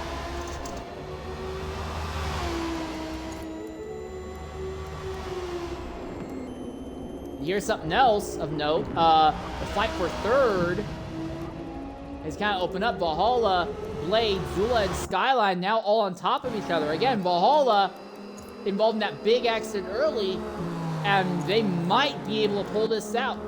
Valhalla wasn't the one. It was Skyline who was one. Yeah, Valhalla was the BMW that's inherited it. But yeah, Valhalla could be in position for a top 3 here. Blade has slipped down to 4th, sorry. Blade has slipped down to 4th. Then Zula is there in 5th, and Skyline is 6th. Neiman's opened up the gap on Maria just a little bit. The gap between Caesar and Swin has pretty much stabilized after pit stops, but stabilized in Caesar's favor. We are still waiting to see when our GT leader pits. And he is still not pitted. All right, we're going to knock out the last ad break of the race, and we'll go green to the end of the stint after this.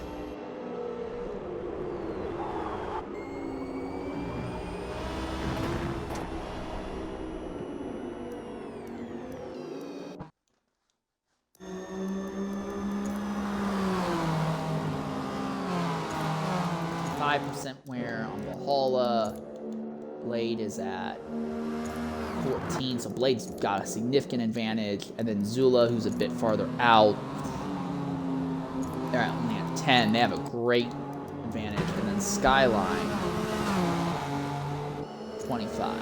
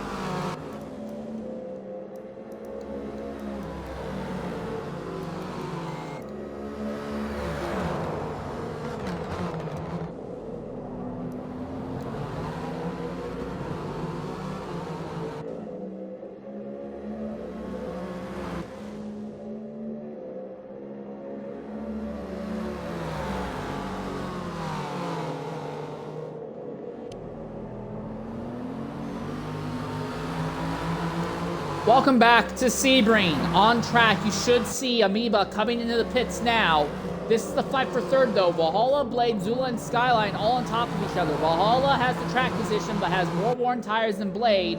Then Blade has more worn tires than Zula. Zula is the one in the catbird seat when it comes to tire life. And then fourth place is Skyline, who is just trying to claw back a top 5 finish after this all is done. But the fight for GT is on. Percy is in pit lane. Amoeba is going down the back straightaway. We saw Amoeba going off a few times, but they've run a bunch of extra laps on cleaner tires. But I'm looking at the distance right now. I think Percy is going to hold it. Amoeba's made it as close as possible. Coming across start-finish line now. Percy is still coming out of pit lane. You can visibly see the Lamborghini ahead from some points from Amoeba's viewpoint. But the gap is still moderately large, and it is large in Percy's favor. Percy has led all but one lap thus far today. And it looks like, unless something happens, it's going to stay that way. Amoeba still will come out with what looks like a very strong second place finish. And then you have the fight for prototype. Seems to have just about finished itself off as well. Little Caesar fell back into Swin's clutches. But Swin decided to pit about 2-3 laps earlier than Caesar. And this did not work. Swin just had a bad time after that pit stop. Little Caesar did not have anything close to a bad time. And now Swin is behind. Has a little bit of engine damage also behind on tire life. But is holding in second right now. And then third, Neiman has, again, they fell into the clutches of Maria as Maria went long. And Maria actually used the overcut to catch up with Neiman. Had the tire advantage, but Neiman just seems to be outright faster, and Neiman seems to be in position where as long as nothing happens, they'll be able to easily hold on to third position. Maria stayed about the first half, a little more, probably closer to the first 60% of the stint in third position, but time has just gradually dribbled away from them. They're in fourth. Then you have Moogsy. Moogsy, they've not had anything catastrophic, but, you know, they've gone off a few times. They've taken bits of engine damage here and there. They've just not had the pace. It looks like it will be a distant fifth place. And then Leachard, who started up front, led the early laps, but was caught by the rest of the prototype traffic in the first 10 minutes. Got hit in turn 1 and went way off circuit. No damage in the instant, but after that, it's just been kind of a hole that's been impossible for Leachard to dig out of. Then we get to GT. Percy leads. He has led all but one lap thus far in GT today. But it's not been... Oh, and what in the... Percy having a little bit of trouble, it seems, keeping the car on the track. But yeah, Percy has led all but one lap thus far today.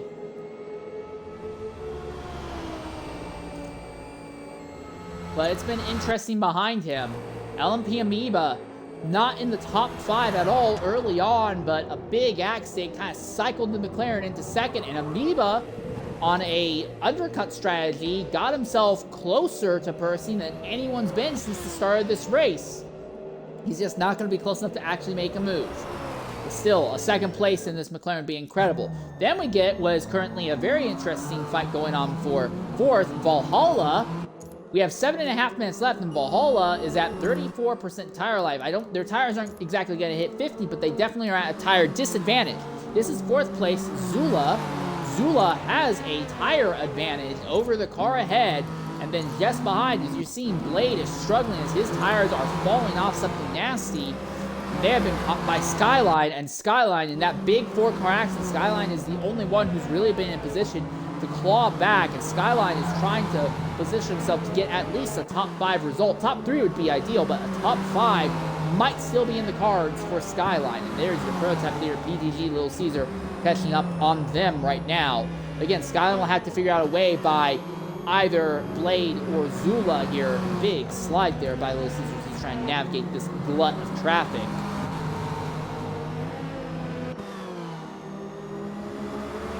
Again, if Skyline can break back into the top 5, I would say this would probably be drive of the fucking...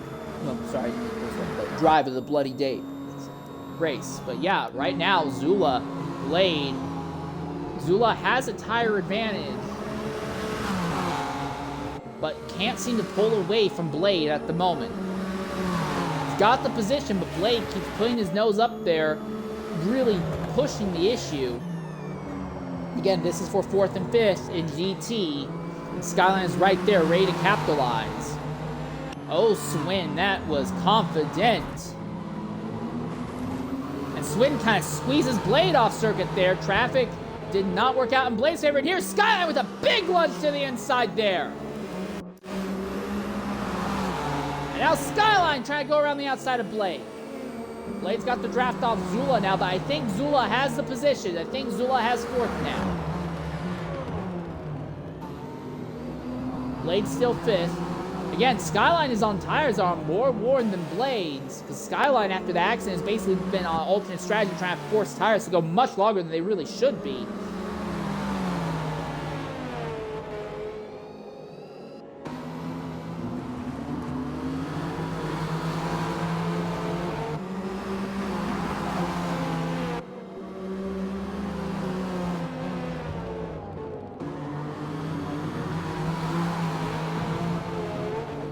Oh, slide off by Blade once again. Less than 5 minutes left in this fight. Prototype field has pretty much spread itself out and figured itself out. Percy has a respectable gap on Amoeba, although if something goes wrong, obviously that could turn around. Valhalla has a moderate gap over 4th, but 4th, 5th, 6th, 7th as well. That is Bilbo. And 8th, that's Firedell. So we have now what could be a 5-car fight for 4th position here. Zula has the position on Blade, but both Zula and Blade slide wide in the final corner. Skyline tucks up behind Blade.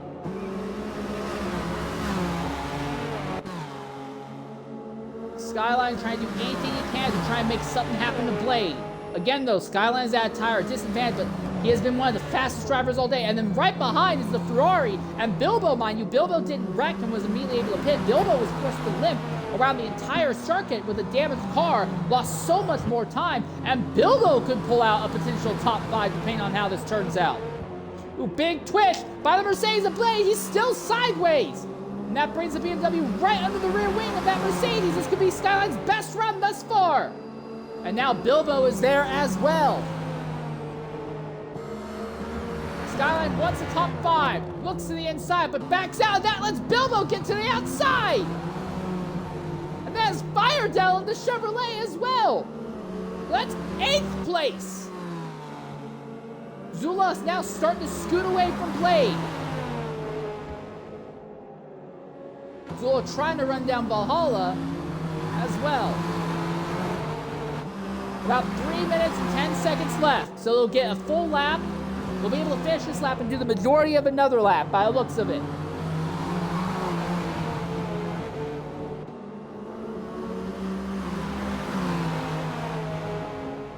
Skyline looking outside of Blade. Blade doesn't even bother to feint. He knows there's no line there, but here comes Skyline to the inside. Big dive. Contact, door to door. Both cars slide. Blade goes off circuit. Skyline gets a position. Here comes Bilbo now on Blade.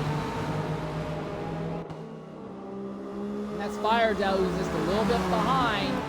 But now that's it. Skyline has broken back into the top 5 after being involved in a gigantic accident in the first 10 minutes of the race. Skyline is back in the top 5, but it's not over yet. Blade is still giving Skyline grief here.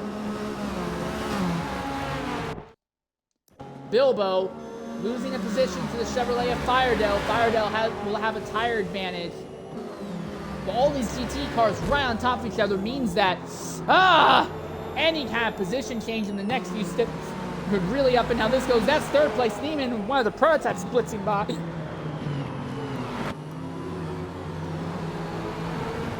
Yeah, it looks like Valhalla has settled into third. Zula looks like they've settled into fourth.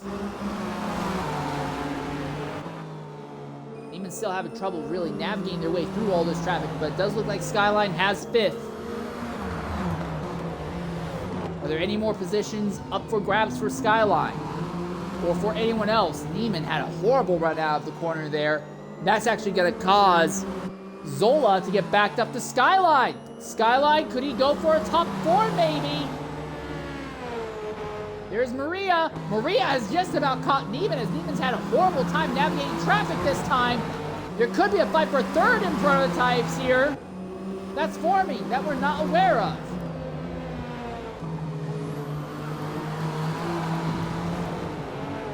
Just over a minute left. Neiman finally clears Valhalla. Should be clean run ahead for Neiman. Maria, while close, is not close enough, I think, to actually make the move happen. Fourth place is Zola, but Skyline has caught. It is a BMW on BMW fight for fourth. Zola has a massive tire advantage, but Skyline has legitimately been one of the fastest drivers all day. Can Zola dig deep and make something out of it? The Zola is wide. Skyline to the inside. Neck and neck BMW. Zola slides really wide, and that's it. Skyline in the top 4. And now Zola is under threat from Blade once again. Skyline has broken the top 4 with just 12 seconds left. As long as they don't botch the final 2 corners here, they're going to get it. 6 seconds. 5, 4, 3, 2, 1. Time's up. Over. Plow. And yes, Skyline got 4th after the big accident earlier. And Zola will come home 5th. But at the head of the field, in prototypes, Caesar with a giant gap over HYR Swin, who is 2nd. 3rd place will be Neiman. 4th place, very close 4th place, but 4th place will be Maria. 5th place, a distant 5th, will be Moogsy. And then 6th place will be Leechard. Then in GT, OSM Percy led all but 1 lap in the event, and will walk off with the win here in the Lamborghini for Stint 1. Amoeba with a very respectable 2nd place result in Stint 2 in the McLaren. 3rd place will be HBD Valhalla in the BMW. Excuse me, the best result by a BMW car today. Then he's followed by more BMWs. Skyline, after that big accident, will come home 10th overall, which will be 4th in the event. 5th place goes to Zula. 6th place goes to TNR Blade. 7th place to the Chevrolet of Firedale. 8th place to LMP Bilbo. 9th place is a bit farther back, but 9th place will be Demon 69. Nice. 10th place. Yeah, 10th place will be LMP Flow. 11th place will be Pariba. 12th will be Ducky AZT. 13th will be Velocity, and Velocity had to make that pit stop on lap 1 after an accident. 14th will be Makich. And 15th will be Sir Ziani. Interesting thing with Ziani's the only other driver to have led a lap today, but by stretching their tires so far and then trying to recover on short stopping assist all fell apart and he will be last place. So that will be the end of this. I'm going to knock out an ad break, and when we come back, we'll try, hopefully, to get interviews done with any of our top performing drivers here in this run.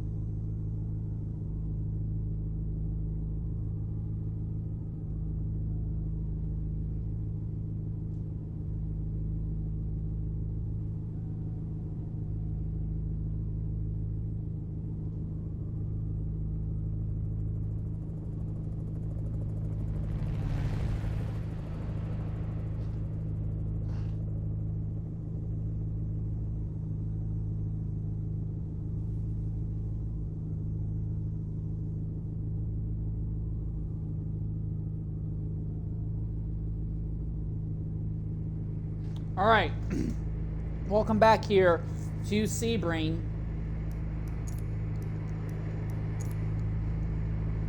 And this is your leader in prototypes, PTG Little Caesar. We will try to talk with them after this is over, and then also our leader and winner in Stint 1 for GTs, OSM Percy. We'll try to talk with them. We have a few other drivers we'll try to talk with, but our focus is going to be on Little Caesar. Once we see Little Caesar move on track, he'll move up the road a little bit, and once he does that, we'll know that they will be about 45 seconds to a minute away from being done with calculating stint distances, and at that point, we will go ahead and knock out the interviews with anyone who is able and willing to join.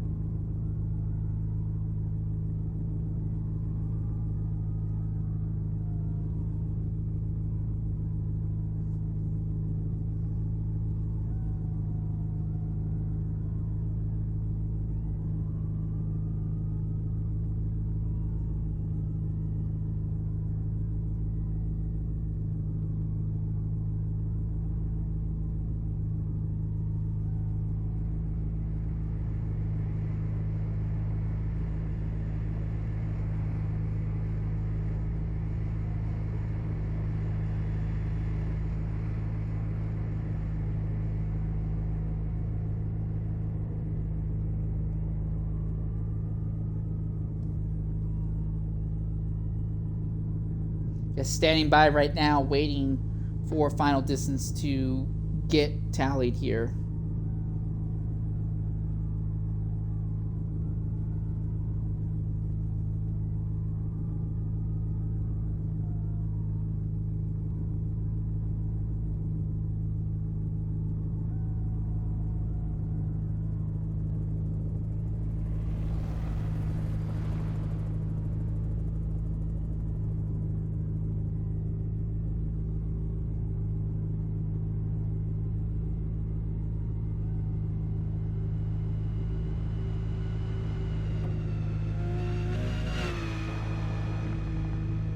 That is not who normally runs off. Who is that?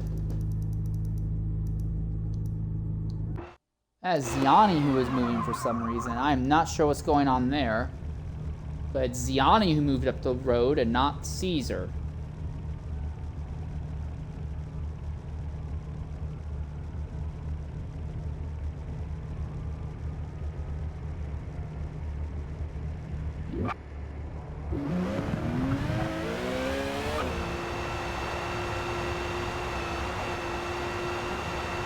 Yeah, Ziani is moving. It's not Caesar. And he's in ghost mode, so I wonder if there's something else that's going on there. Normally, that's not how that would happen.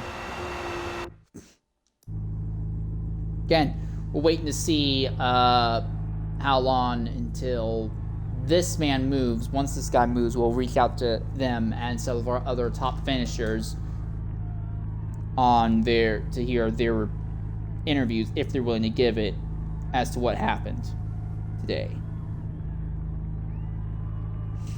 Also, once we are done with the broadcast here today, we'll also go ahead and do a broadcast for Stint 2, and we'll likely be broadcasting Stint 3 in C Lobby as well. A different broadcaster will be streaming Stint 4. No one is currently on Stint 5 for C Lobby, and then I will be back for Stint 6, the final stint here in the C Lobby.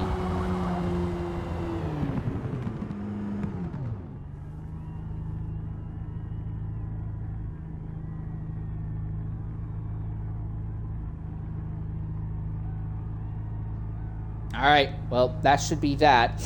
I'm just going to count to 30. Well, he's in ghost mode. Okay, here we go. I'm going to start reaching out to people now real quick.